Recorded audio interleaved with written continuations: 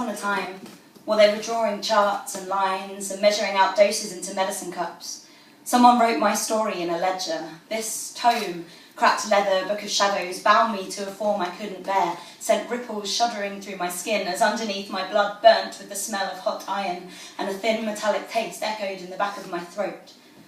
Hard metal implements cut lines around sharp letters, razor edges lay them flat against the cool leather until they settled and stuck to read the wrong body mythology.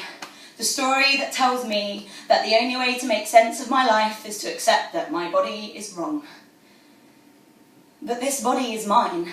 My scars, my lips, my eyes, the way I can't hide my expression for a second before it blooms all over my face and inevitably gets me in trouble because this body always got sent to the back of the class and called to the teacher after assembly for turning cartwheels on the grass or drawing on his arms or asking too many questions and not paying attention in lessons.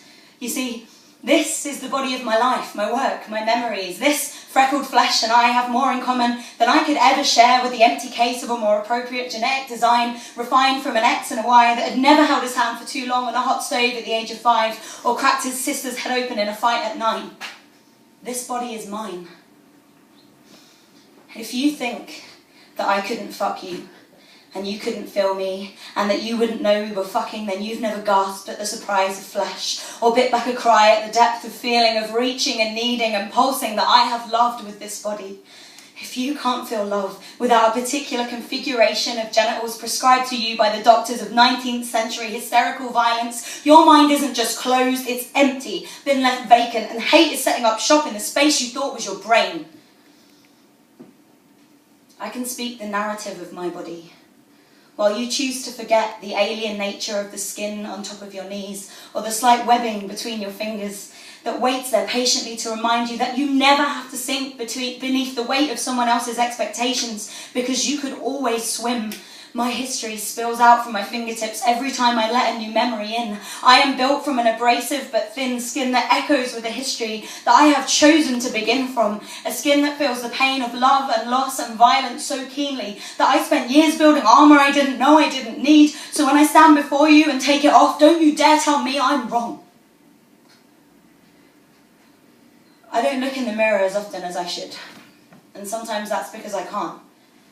But when I do, I'm always surprised, because I learned to speak of myself in your words, immortalised that fairy tale rhyme, and repeated its mantra like a heartbeat. Wrong body, wrong body, wrong body. But when I look at myself in the mirror, I don't see wrong.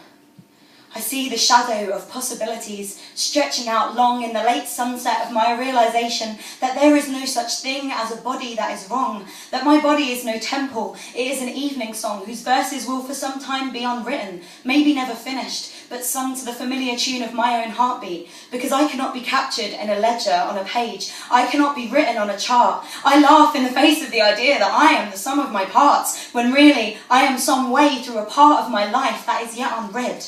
That's not called wrong, that's called potential. Thank you.